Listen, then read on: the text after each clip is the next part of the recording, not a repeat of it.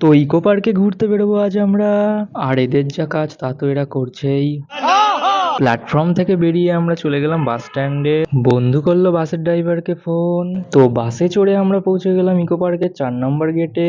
Subway cross করেই সামনে eco park, যেটা বাইরে থেকে দেখতে খুবই সুন্দর লাগছিল।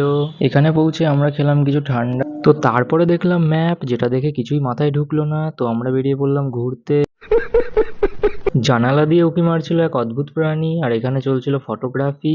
তো ঝিলের সামনে দাঁড়িয়ে বন্ধু বানাচ্ছিল ভিডিও, আর আমি ওর ভিডিওর মধ্যে চুলকানি করতে ঢুকে পড়লাম।